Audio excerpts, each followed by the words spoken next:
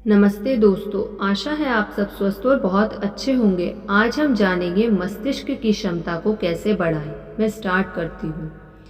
यदि जन्म के बाद न्यूरॉन्स बनने बंद हो गए हैं तो मस्तिष्क का विकास भी रुक जाएगा। मस्तिष्क का विकास जारी रहता है, लेकिन दूसरी तरह से। उदाहरण के लिए, जन्म के समय मस्तिष्क का वजन लगभग 350 ग्राम रहता है, किंतु 6 वर्ष की उम्र तक वह पूरी तरह परिपक्व होकर 3 पौंड के लगभग वजन वाला बन जाता है। ठीक इसी प्रकार शिशु के जन्म से लेकर 1 साल की उम्र तक मस्तिष्क में अरबों खरबों नए साइनेप्स बनते रहते हैं। जैसा कि पहले बताया है, साइनेप्स का काम संदेशों को लाने ले जाने का होता है।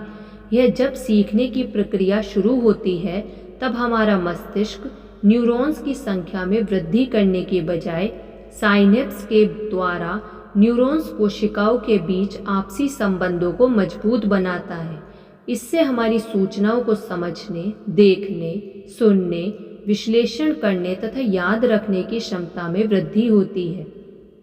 चूहों पर किए गए परीक्षण में पाया गया कि जिन चूहों को जटिल वातावरण में रखा गया, उनके साइनेप्स की संख्या में उतनी ही अधिक बढ़ोतरी हुई, और जिन्हें जितने आरामदायक माहौल में रखा गया, उनमें साइनेप्स की संख्या उतनी ही कम पाई गई। इससे स्पष्ट होता है कि व्यक्ति जितने अधिक जटिल वातावरण में रहेगा, संघर्ष करेगा, उसे अपने मस्तिष्क का उतना ही अधिक से अधिक उपयोग करना पड़ेगा। इससे उसके मस्तिष्क के साइनेप्स सक्रिय होकर उसका मस्तिष्क की क्षमता को बढ़ा देंगे। हमें इस खतरनाक चेतावनी को हमेशा याद रखना चाहिए कि यदि बचपन में बनने वाले साइनेप्स व्यवहार और अनुभव के साथ जुड़कर मजबूत नहीं बन पाए, तो वे खत्म हो जाएंगे और खत्म होने के बाद दोबारा कभी पैदा नहीं हो पाएंगे। मस्तिष्क रूपी इस अनोखी मशीन में मुख्यतः 5 तरह के काम करने की असीम क्षमता होती है। यहाँ असीम शब्द का ध्यान दिया जाना जरूरी है। हर मशीन की क्षमता सीमित होती है, वह असीम नहीं होती। उसकी क्षमता निर्धारित है कि अमुक मशीन इतना काम करेगी और अमुक मशीन इतना बोझ उठाएगी। लेकिन मस्तिष्क की क्षमता सीमाओं से परे है। वह कुछ भी कर सकता है और कितना भी कर सकता है। शायद आप इस बात पर विश्वास ना करें कि हम सब सामान्य व्यक्ति अपनी मानसिक क्षमता का केवल 5-6% ही उपयोग कर पाते हैं। यहाँ तक कि महान वैज्ञानिक आइंस्टीन तक का अपने बारे में कहना था कि मैं अपने मस्तिष्क क्षमता के 1/4% से भी कम का उपयोग कर पा रहा हूँ। सोचकर देखिए कि यदि उन्होंने 100% का उपयोग किया होता तो वे क्या होते। हमारे पास 5 इंद्रियां हैं। ये वे इंद्रियां हैं जो कर्म करती हैं। ये है त्वचा, नेत्र, नाक, जीभ और कान।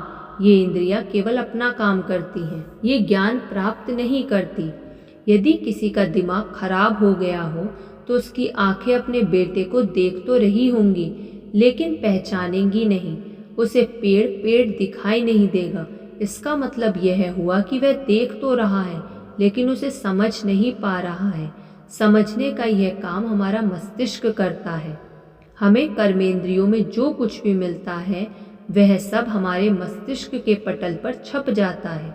उसमें से बहुत सी बातें अवचेतन मन में चली जाती हैं तथा कुछ चेतन मन में बनी रहती हैं। इन सारी सूचनाओं को संजोकर रखने का काम हमारे मस्तिष्क के ऊपर ही है। यह इन्हें संकलित करके अपने पास रखता है और ज़रूरत पड़ने पर हमें उपलब्ध करा देता है। इस प्रकार हम कह सकते हैं कि मस्तिष्क का दूसरा महत्वपूर्ण काम है याद रखना। इसे ही हम स्मरण शक्ति कहते हैं। मस्तिष्क केवल ज्ञान प्राप्त करके उन्हें संकलित ही नहीं करता। यदि वह अपने काम को यहीं तक सीमित कर देगा तो उसकी उपयोगिता बहुत कम हो जाएगी। इसकी बड़ी उपयोगिता तो इसी बात में है कि उसने जो ज्ञान का संग्रहण किया है, उनका विश्लेषण करे। वह सूचनाओं को हमारी ज़रूरत और रुचियों के अनुसार वर्गीकृत करता है। यह मस्तिष्क का सबसे आश्चर्यजनक काम है। मस्तिष्क केवल प्राप्त ज्ञान का विश्लेषण ही नहीं करता, बल्कि अपनी तरफ से नए ज्ञान को जन्म भी देता है।